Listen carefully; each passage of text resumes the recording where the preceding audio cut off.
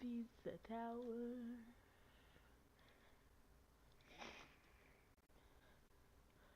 Okay, just finished setting up both streams.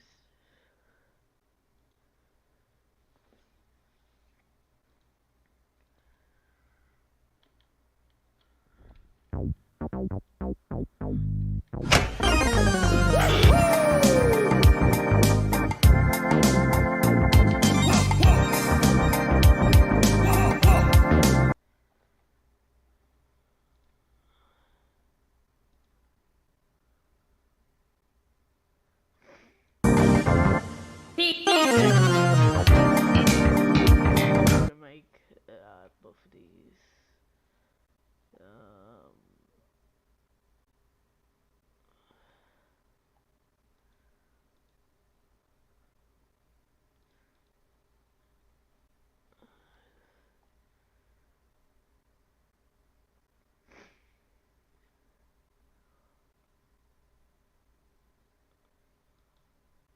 So, is this the microphone I'm talking into? Okay. Wow, that seems like it sounds a lot better. And it's not even on my head.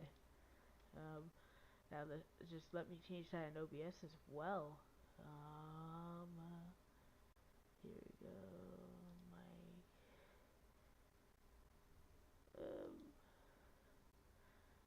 Settings. Audio.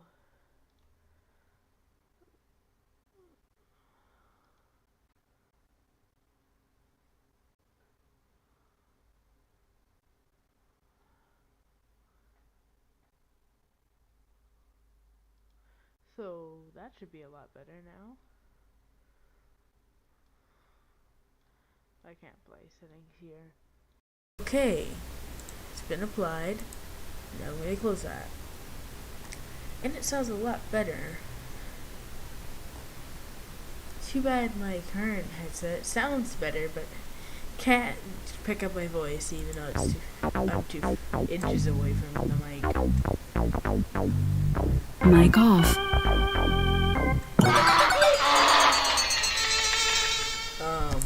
I'm just gonna.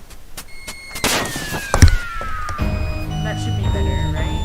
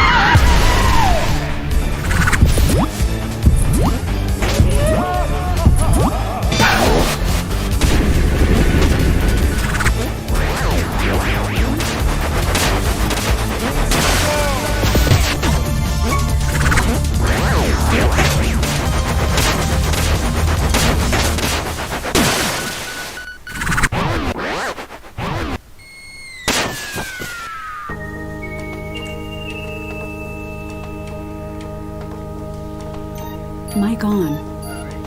Mic off.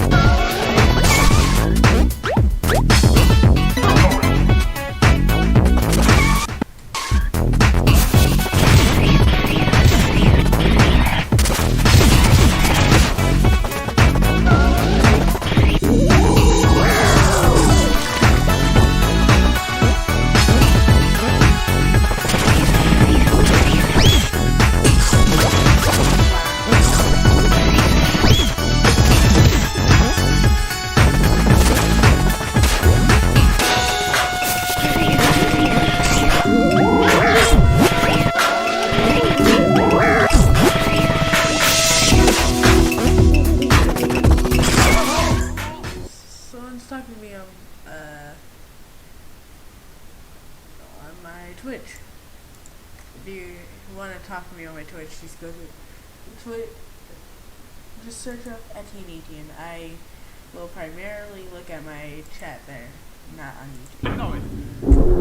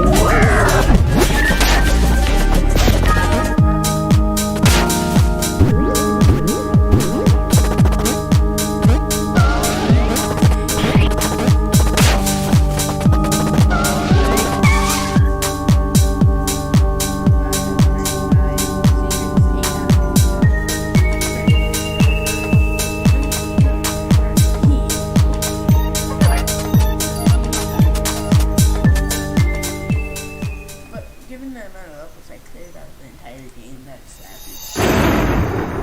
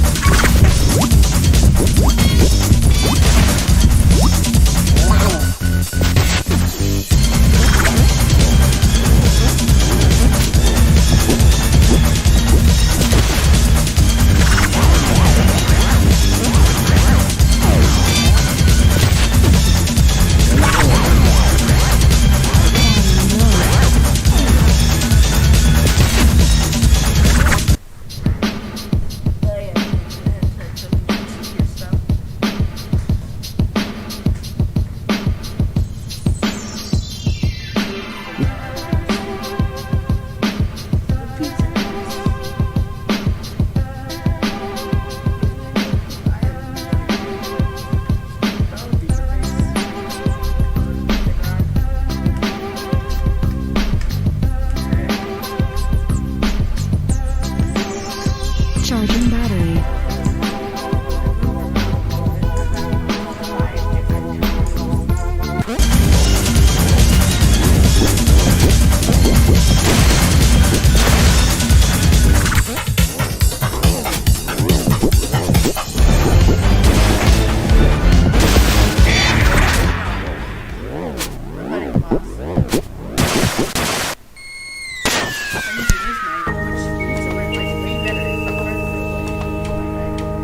Mic on. Mic off.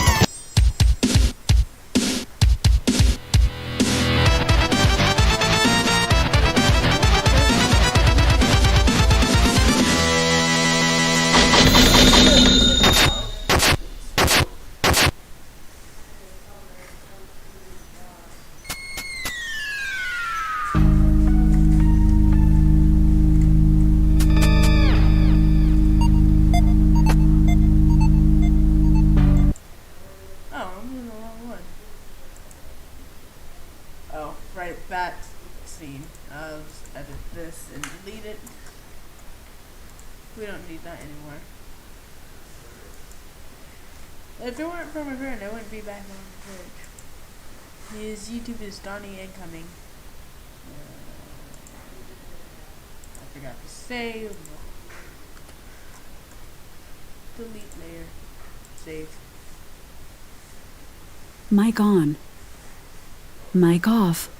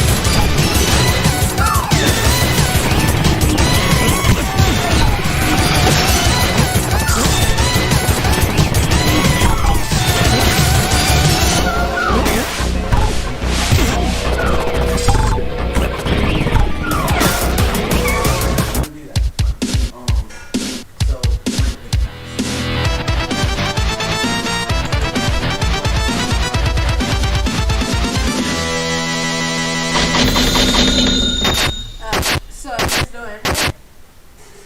We can watch it when I get back. Okay. If it's still on. Yeah. And if not,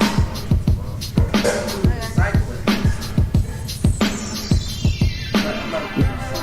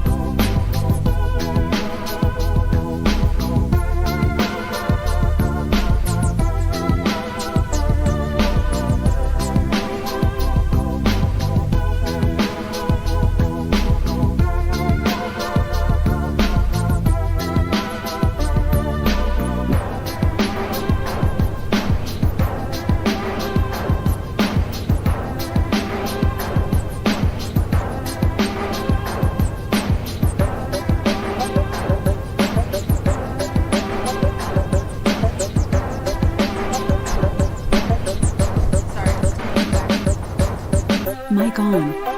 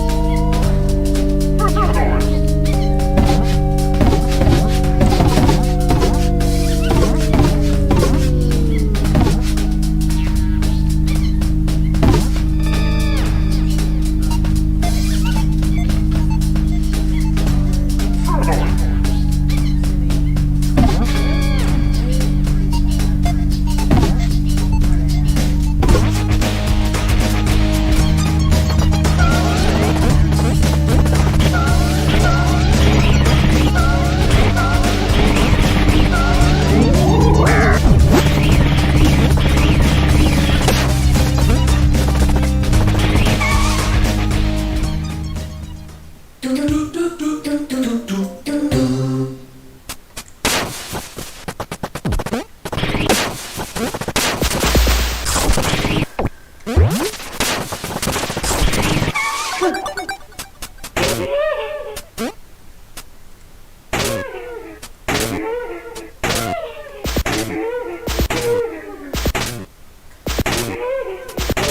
this thing that happens. You saw on the top right. Go back if you want. It happens every 2 times. And then finish.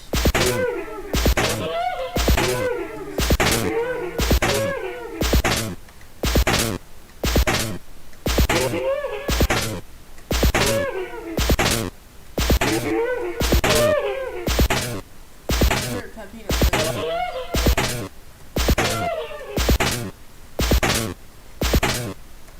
That hurt Pepino 40 times.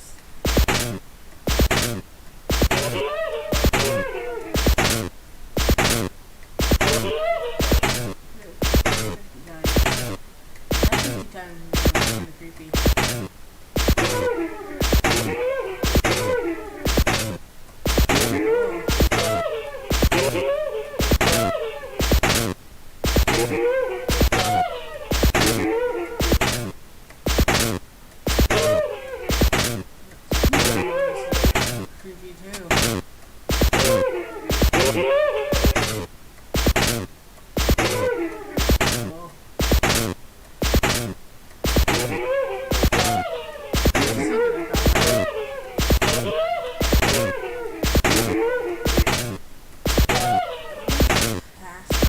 That's all.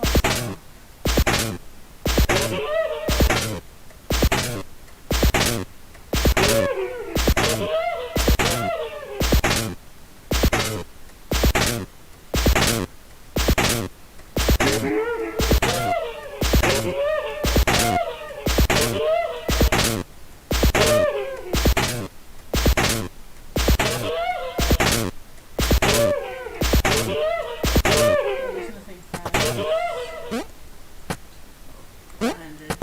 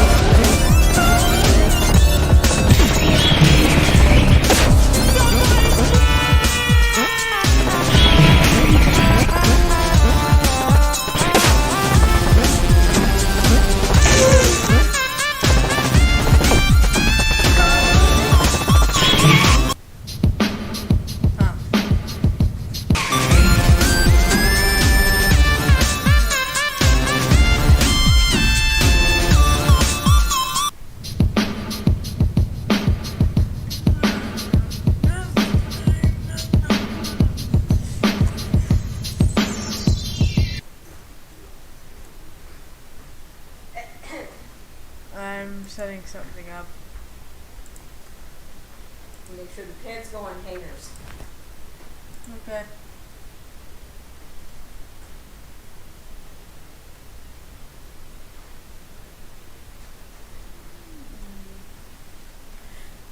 One hour of useless information. I'm pretty slow with doing stuff. I really need to change my Twitch.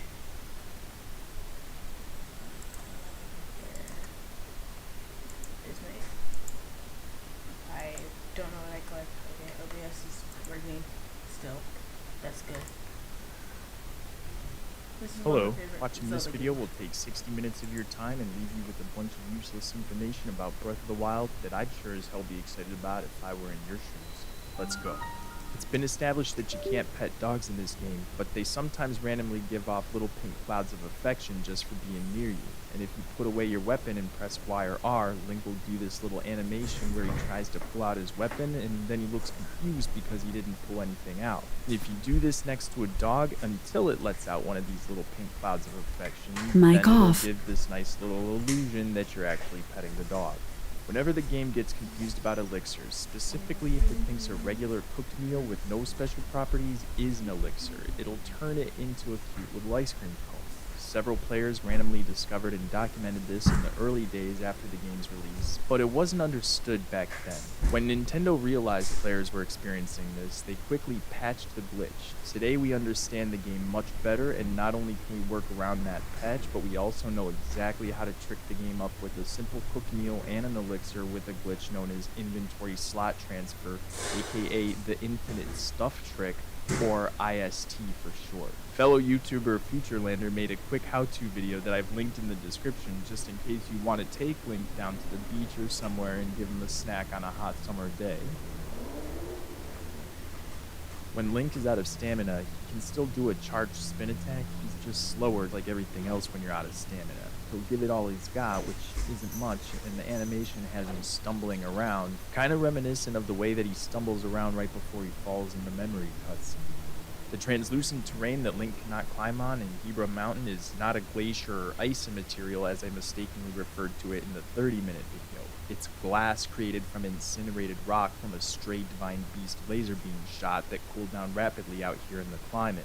Makes sense because glass is one of the few things that Link cannot climb up in this game, so at least they stayed consistent.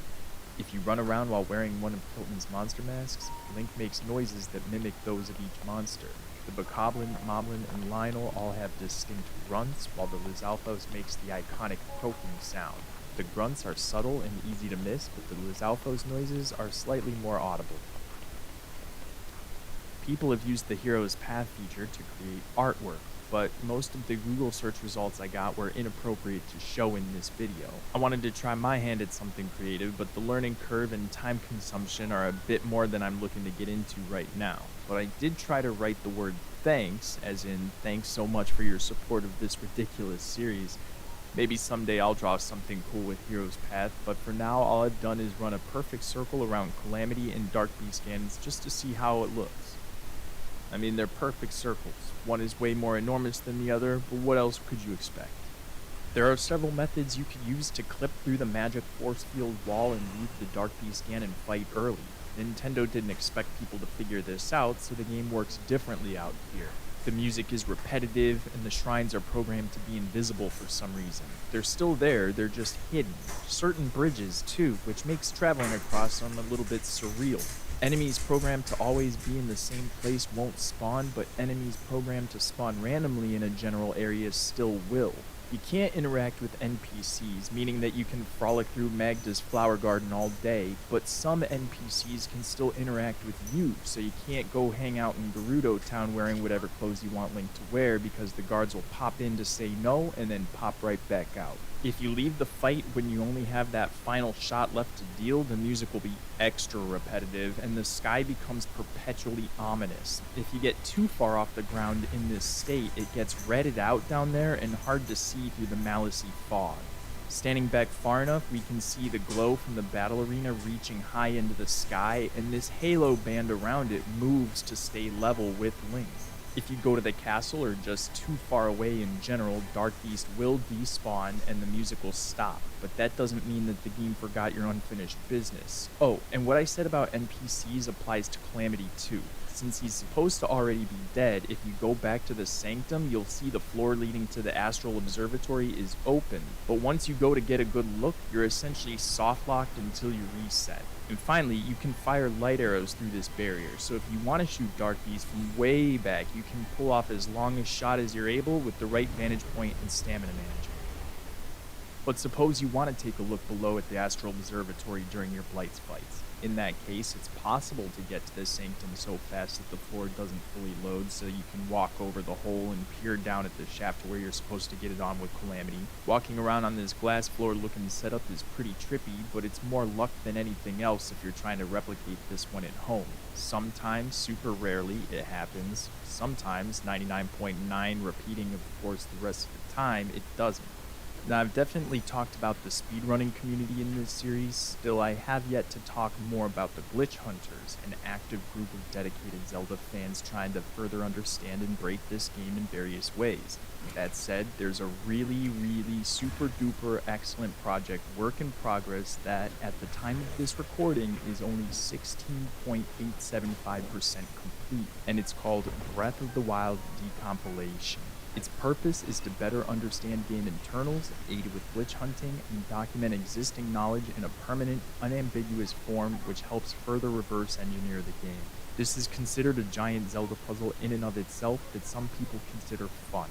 If you're one of those types of people, and you're also familiar with basic software development practices, mainly C++, which is what Breath of the Wild is written in entirely, or another language with object-oriented aspects like Java or Python, you should reach out and see what they need help with working on next. More info is in the video description. I've already named a few bridges and areas around the map that are references to previous Zelda stuff, but there are so many more. The Manhala Bridge is named after Manhandala, a four-mouth boss from the original game. Then there's the Karak Bridge, named after Karak, a giant evil wizard. The Helmhead Bridge, named after Helmet Head. The Orsed Bridge, named after Horsehead.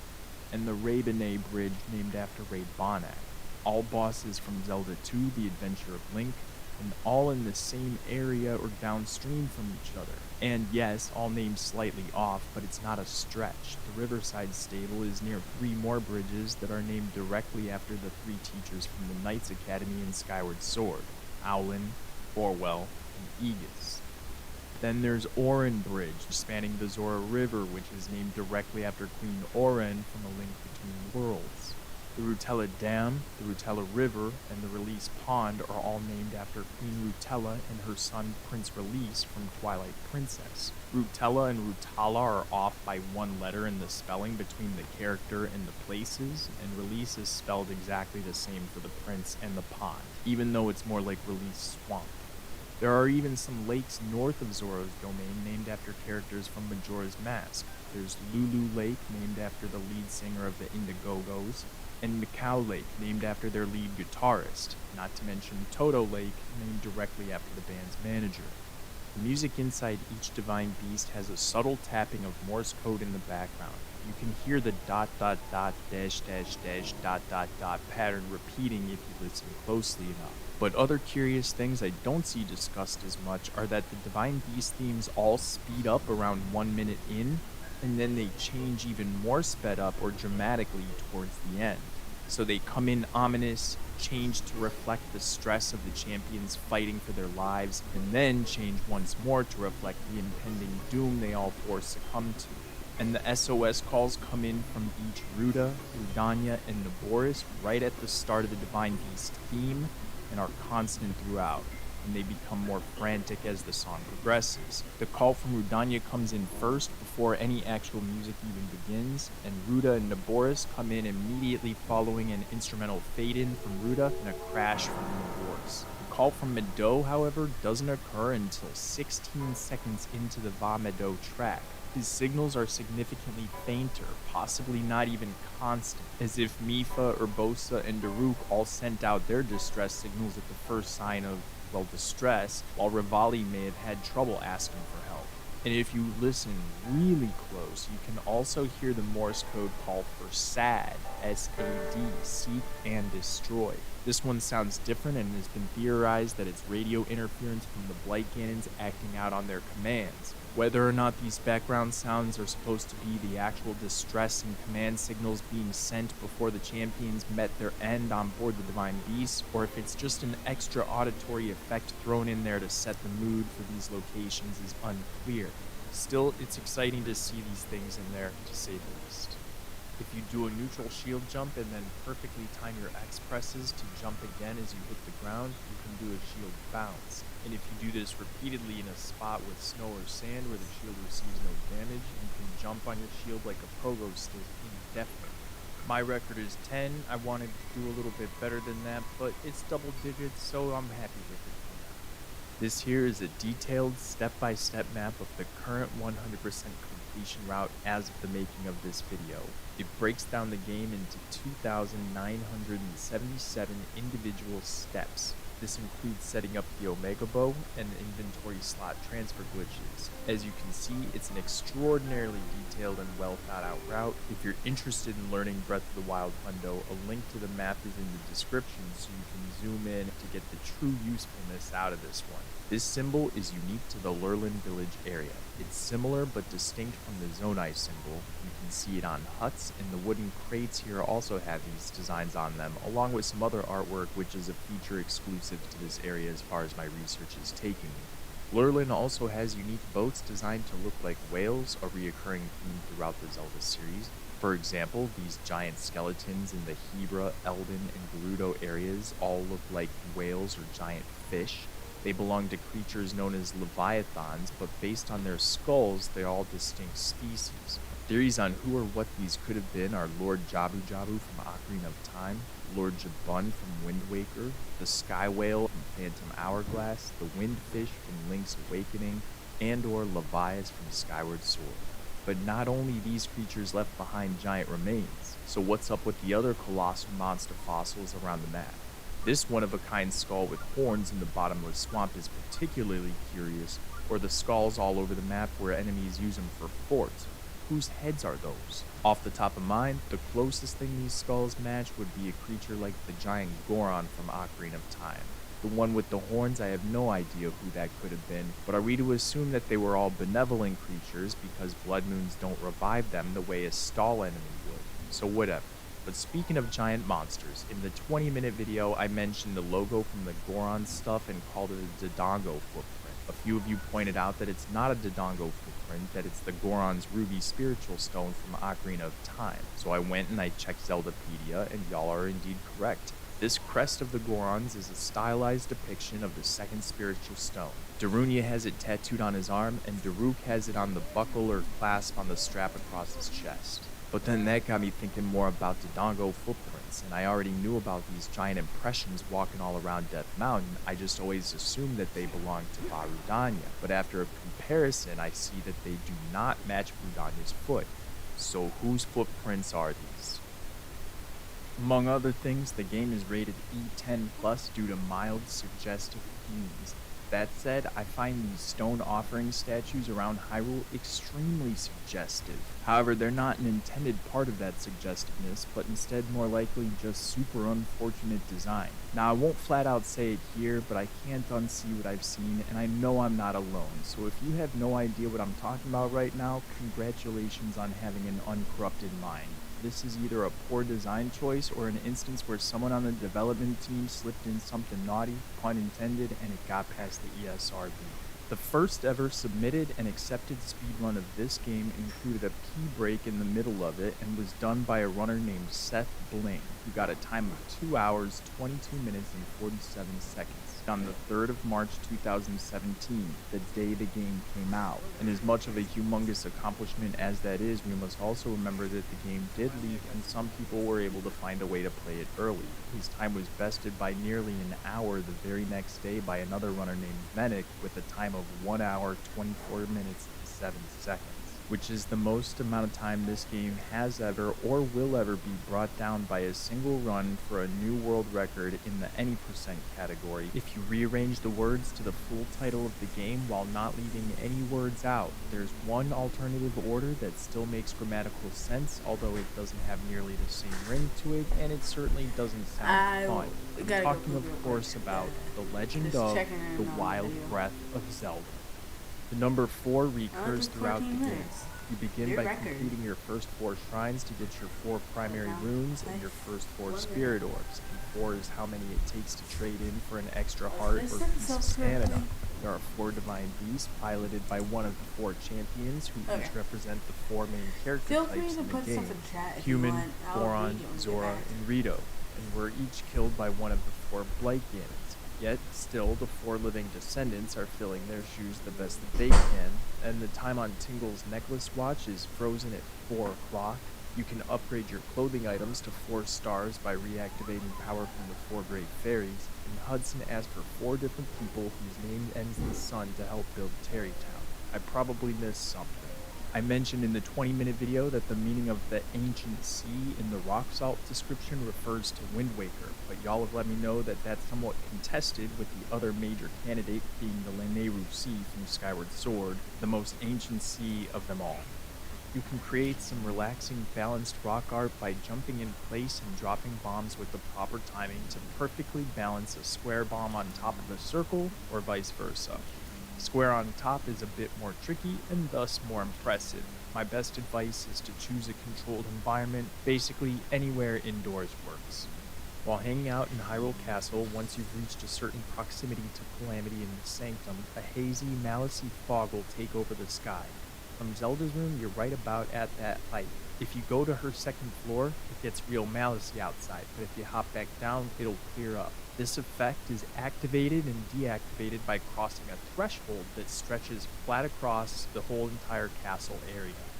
One of the steps in the process to completing the weapon smuggling glitch is to throw an item, which makes the weapon in Link's hand get yoinked back into his palm like a yo-yo or a trick gag thing on a string, if you know what I mean. It's a goofy animation we're treated to while the game fumbles around not knowing what to do, and on top of that, you can pull out your bow and make it look like Link is getting ready to fire his entire weapon at the next unlucky bad guy that he sees. But don't worry, he will not fire any one- or two-handed weapons with the bow, but it would be kind of sweet. A quick comparison of star fragments from this game to gratitude crystals from Skyward Sword shows that these 2 items look way too similar for it not to be intentional. I'm not saying that star fragments are gratitude crystals, just that by design choice, there's either inspiration being drawn or references being made here by the team at Nintendo. I mentioned in the 10-minute video that the game won't give you a blood moon before you leave the Great Plateau, but it's more accurate to say that the game isn't supposed to give you a blood moon before you leave the Great Plateau. See, there's this thing called panic blood moons, where the game will randomly freak out and give you a blood moon during the day or earlier at night, whenever really. It's rare, but it's real. Pressing down on the D-pad while holding items will toggle between dropping them at your feet or tossing them out in front of you. You might think this sounds like a useful gameplay tip, but I played this game for nearly 6 years before I realized this was a thing, so it's not critical.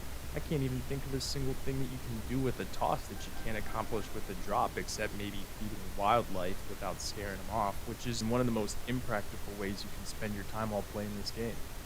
And on that note, for years I thought you had to drop the apples to get horses to eat them, but they'll eat right out of your hand, and apparently the team at Nintendo had tons of ideas for what horses could do that never made the cut. Imagine your horse nuzzling Link's cheek, popping its head through a window whenever Link goes inside, or swaying gently with the in-game music.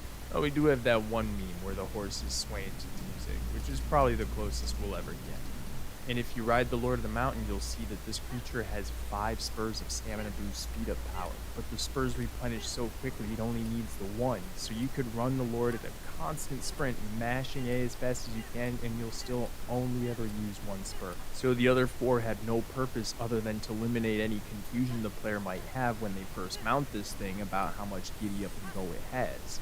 Also, while I was doing research for this series, I heard that you could feed it like a regular live horse. And yes, indeed, even though the Lord of the Mountain is a metaphysical being, it will still eat apples right out of your hand just like a real live horse. And stall horses will do it too, but it'd be way funnier if when they eat the apples, if they plop down back on the ground underneath them and I could pick them back up. But there is some comic relief to be had if you feed a stall horse up until 5 a.m. as it goes from night till morning, then it'll look like you poisoned the undead horse, and I'm sure Melania would have something to say about this. When you defeat Dark Beast Ganon, you go into one of those cutscenes with Zelda where it shows Link interacting with what you were last seen wearing. And so Link is always shown in this cutscene approaching Princess Zelda wearing those items, including the Bow of Light, as things should be, right?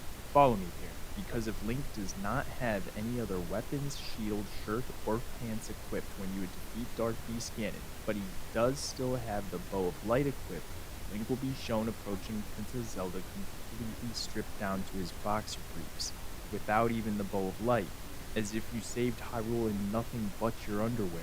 Although you can wear hats and this will still work, at least the Cap of the Wild. And if you switch to any other regular in-game bow after firing the final shot to Dark Beast's eye, but before the arrow connects, in nothing but your underwear, Link will be shown approaching Zelda with that bow equipped along with the quiver and arrows. So, when Link shows up wholly stripped down, instead of having the Bow of Light equipped, you know the developers purposely made that a thing for when you finish the game with nothing but the Bow of Light, or maybe a hat.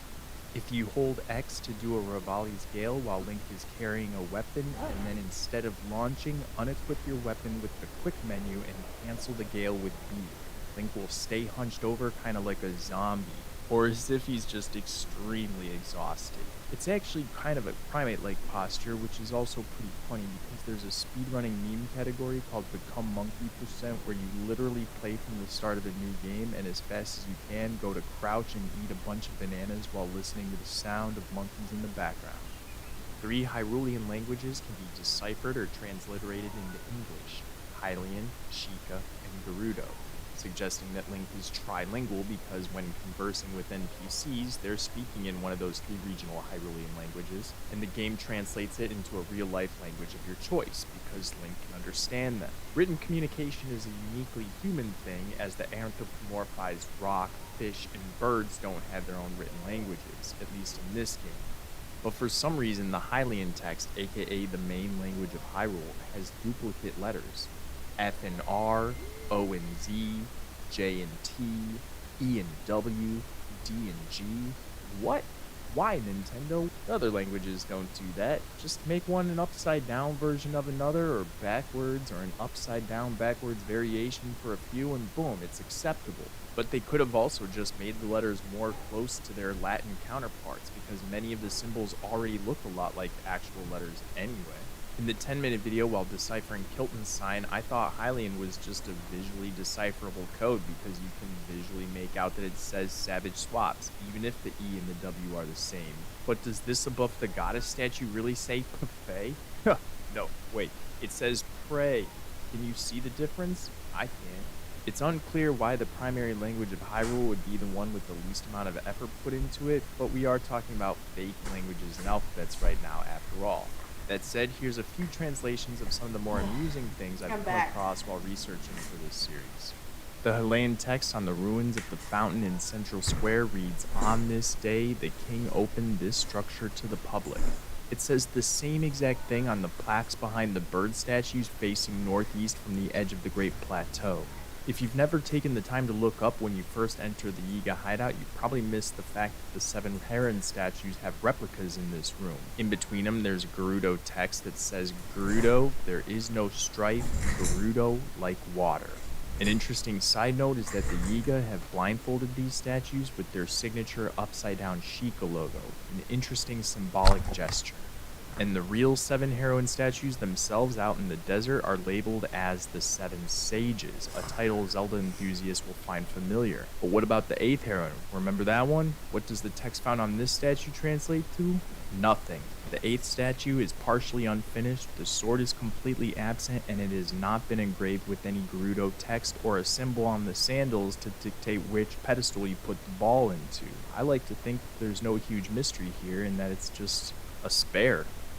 The milk bottles in the Hitano General Store say Lon Lon on them, and the Cowhead logo matches the Ocarina of Time logo exactly. However, the Hawaiian text between the two games differs. Karen plops down in the living room and materializes a book out of nowhere to pass the time while it rains in Hitano. She'll always stare at the same page, and you can surprisingly make out what it says. Once upon a time, there lived a prince. One day, on his way to the castle, a strange thing happened. This goes with an illustration of a blonde guy with a sword and a blue top wearing a crown while riding a white horse along a winding path that leads to the castle in the distance. I waited the whole storm to be positive that this is all that happens around here, and it is, but if it starts raining right before bedtime, they'll all migrate to the bedroom. But like I said before, they will not go to sleep unless you camera blind them. In Chef Ori Tamu's house in Gerudo City, she has 2 books with... Anyway,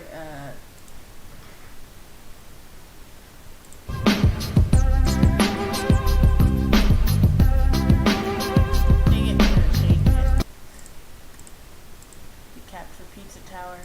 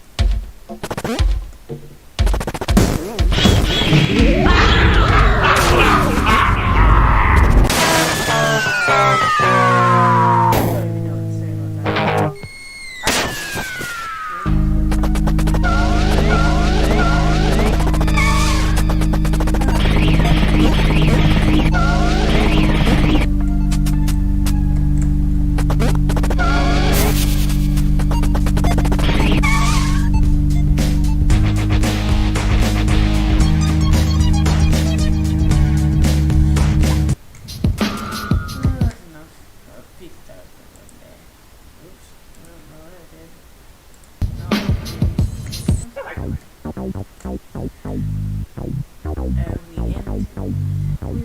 end this off with Chinese story. No. I'll try to get my keyboard to communicate with the game or well, computer.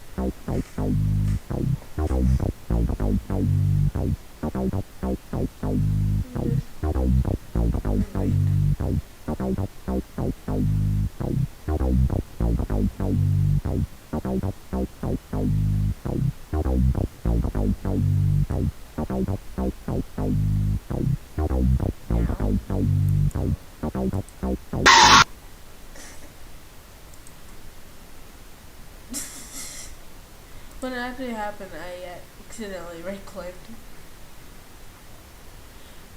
Well, anyway, bye-bye, Twitch. I'm gonna end you first since you're up. Now, goodbye, YouTube.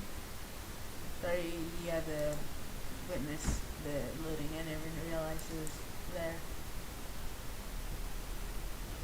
Bye-bye, YouTube.